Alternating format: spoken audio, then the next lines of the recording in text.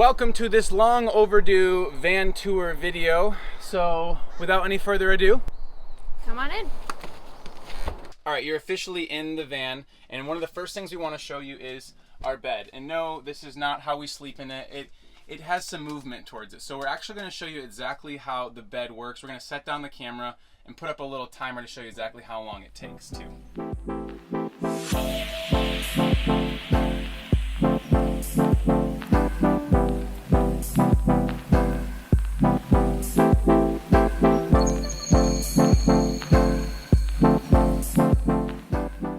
Didn't take that long. And this time right here is not actually, the official time. We hung out on the bed for a second, but I would say it normally takes about 45 seconds to make our bed and just that to put it away. Up next is our clothes. So we decided to go with upper cabinets to store them. I get 3 and Ben gets 2, and it honestly ended up being plenty of storage for us. Another feature to note about our upper cabinets is the cane we ended up using. So we went with this to make it feel a little bit more homey, add some texture, and we really love how it turned out. All right, you can't forget ventilation in a van. We don't, because again, it gets hot. It's hot right now. But let's talk first about the bunk windows in the back. We put 2 of them in. They both have sliders where we can open these up at night. And then we also have vent fans, Maxx air vent fans. This is an intake and exhaust, where the one in the front is just an exhaust. We've actually been blown away how cool it stays in the van. You can have both of these windows open, and as long as the fan is pulling air out, it creates a really nice draft for us. When building a van, you have to use every last ounce of space because you don't have a lot of it. I think this van is about 70 square feet, so not a lot of space to put all your stuff. So these benches are not just benches. Obviously, there is storage underneath. This is Mallory's side. It's a bit more tidy than mine. We also made sure to put storage in the back as well. So on my side, again, we keep things in here like our backpacks, stuff that we normally wouldn't need in the cabinets or in the back, a little more accessible items. But I did want to mention in the back of this bench, we have our tabletop. And this is truly just an extension of a piece that we didn't use of this butcher block on our countertops. But we take this tabletop and put it on our Lagun mount, is what it's called. You commonly see them in RVs. It goes right in this hole, you tighten it up, and then it's able to swivel in a lot of different ways. So we put this on when we're eating dinner or doing work or playing games in the van. All right, and moving forward, the Ford Transit, if you know it, it comes with a lot of big pieces of metal ribbing, and a lot of this is just filled in with insulation. But I took one of the wider areas and actually built in a little toiletry cabinet for us. This actually just shows you the depth of the walls in the van, and we, again, just decided to use every little bit of space that we could. Something else to mention is our decor in the van. So it was important to us that even though it's a small space, it really felt homey, but also not too cluttered. So we ended up adding some art on the walls, live plants, which of course always make a place feel more homey in our opinion, and then went with a color scheme that to us was calming and fit our personalities. Alright, moving forward to the kitchen area, which is of course one of the most important and used areas of the van. We'll start with our 12-volt truck fridge. We found it to be really great. There's even a little freezer in there. Below that we have our drawer where we keep our pots and pans, and then also have our NutriBullet. Another essential to a van life is a junk drawer. You just gotta have one. And above that, last but not least, our trash can. Another thing to mention on this side of the kitchen is we have our little, I call it our control center. Starting from the top, we have our battery monitor, and you guessed it, it monitors our battery, kind of how much is left to use, how many amps we're getting at all times. Yeah, definitely important to keep that somewhere that you can see it. Underneath that we have our inverter. If I turn this on right now, we have a 1,000-watt inverter in the back, which we'll get to in a second, that gives power to 2 different outlets in our kitchen, so we can charge things like computers, but also coffee grinders or our NutriBullet. And then right below this we have 2 different light switches. This is the main light switch with a dimmer as well, and then this light switch goes to underneath our cabinets to give us some extra light at night when we're cooking. Last but not least, in the control center here is this button right here. This actually turns on the fan to our Nature's Head composting toilet. Again, that we'll get to in just a second. And you can't forget in this area our beautiful little shoe rack that we created into this cabinet. Shoes are just one of those things that just seem to be constantly getting in the way, so we created nice little cubbies for them in the front of this kitchen cabinet. Moving to this side of the kitchen, which there are definitely a few more elements involved, we'll start with our sink. We actually just went with cold water. We'll probably eventually make a video on things we regret. That might be one of them. Cold water is great, but doesn't make for the cleanest dishes. So there is a button right here that you can turn on the water pump in the back, and then we have running water. Underneath the sink is not the most glamorous, but it's essentially most of our cleaning supplies and then our gray water tank as well. We went with a removable gray water tank, but at the same time, it actually drains throughout the bottom of the van.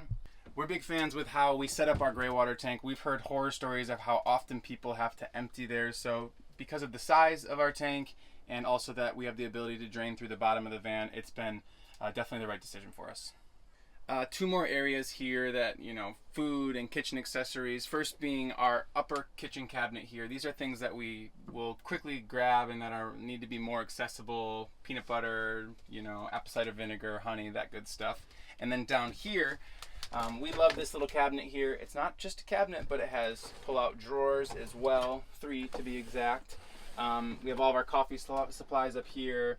Even fit an Instant Pot down here at the bottom. So this is super nice to have for a lot of storage, and you can kind of keep it open while you cook and pull things out as you need it. We went with a Gasland stovetop, which has been awesome for us.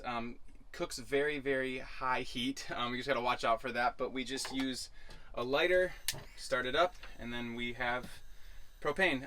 It's connected in the back to a tank that we'll get to here in a second. But this is very important that you have some type of ventilation in the van. Like I mentioned before, we have 2 fans, one in the back, one in the front here, and this one is just exhaust, so it's being able to pull out any smoke or smells that we have from cooking through this fan while we use the stove. Moving forward to the front of the kitchen, we can't forget to talk about our window. So our van actually did not come with this. We put it in ourselves, which was quite scary, but it's great. It allows great natural light, good views, and then at night we have a curtain that we put up with these hooks just to give us some privacy. We also have our little library up here, which we love. We keep some candles up here, and a spice rack, which we added on later in the van because we realized we were needing to access them quickly, so we're really grateful for that. This next part of our kitchen I'm most excited to talk about, which includes our fancy drawer. This was a special request by me, and Ben made my dreams come true. So up here we keep our silverware or plasticware, some of our cooking utensils, and under here, our dishes. And we have saved the star of the show for last but not least. Ta-da! Yes, that's right. Our Nature's Head composting toilet is technically in our kitchen. We love this thing. We have a little secure hook here for when we're driving, and it just pulls out like this. Voila! And honestly, there is a lot we could go into about our Nature's Head toilet, but we already made a whole video on it, so you can check that one out. All right, the last part of this van tour is not in the front cab here, but actually in our garage, so come with me. All right, it's not that sexy like this, and it's honestly a little hard to explain, so just give me 1 second. I'm gonna empty all this out.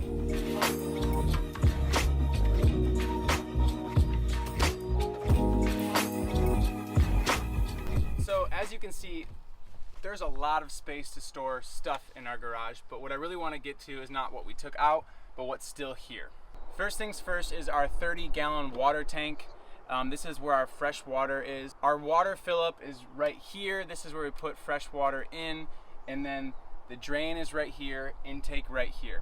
And don't forget our water pump. This is very important as to getting the fresh water all the way up to our sink, which I mentioned before. Right next to our water tank is our vented propane locker.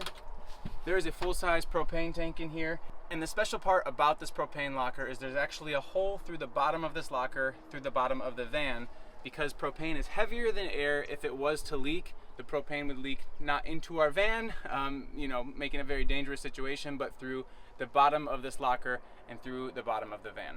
Something else we like to mention is how our van is insulated. This is actually Havlock sheep's wool. It comes all the way from New Zealand and it smells like a sheep, but it's the most organic way to insulate a small tiny home space like this, and it's pretty affordable as well. I do also want to show you how we get to our solar panels, our 300 watts of solar panels up top, and that's with what is called a telescope ladder. We didn't know these existed beforehand, but we're very thankful for them now.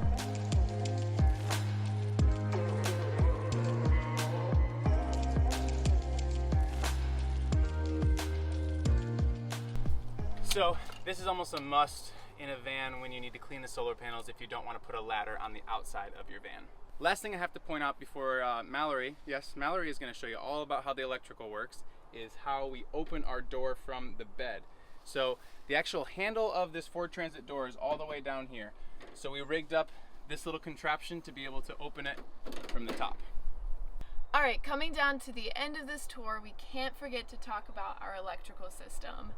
I can't take creds for putting any of this together, but I can explain it in a way that is a little more palatable than the way Ben explains it. First, let's talk about batteries. We ended up going with two 200 amp hour AGM batteries. They work great, but let's talk about what they're hooked up to. We went with 3 different ways to charge our batteries. We'll start with our first and favorite, which is our solar panels. So we have 3 100-watt solar panels on top of the van. Pretty much this just converts solar energy into 12-volt energy. So our second option is right here, which is battery to battery. So what Ben did was hook this up to the alternator of our vehicle. So when we're driving, it pretty much charges from our battery to these batteries. And our third option is right here. You might know it as shore power, but it's essentially a trickle charge via a port on the outside of our van that we can hook up to an outlet on the outside of a friend's house. Another thing to note is that we have an inverter. So we went with 1,000 watts for our inverter, and it has worked great. We use it for things like NutriBullet, charging our phones and laptops, also our Instant Pot, pretty much anything that requires a higher voltage. I could bore you with the rest of all of this stuff, but essentially what it is circuit breakers and switches to turn things on and off.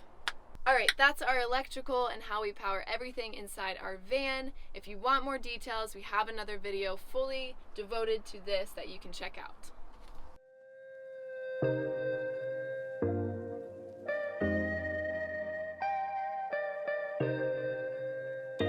All right, we hope you enjoyed the tour. If you're still around, we have a few more things we gotta ask of you. One, check out our other videos. We kind of did this backwards. Usually people do a van tour video and then other videos. We got tons of other videos you can go watch, so subscribe to the channel. And then number 2, we also have a Instagram. That's right. If you want to keep up with us more on a day-to-day basis, great way to see where we're at and what we're doing.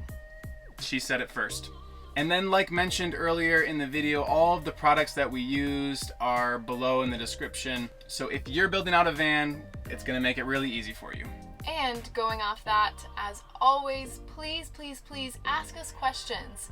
Especially if you're trying to build your own tiny home on wheels. Feel free to reach out to us, comment below. We would be more than happy to answer any of your questions. All right, guys, thanks for hanging around. We will see you next time.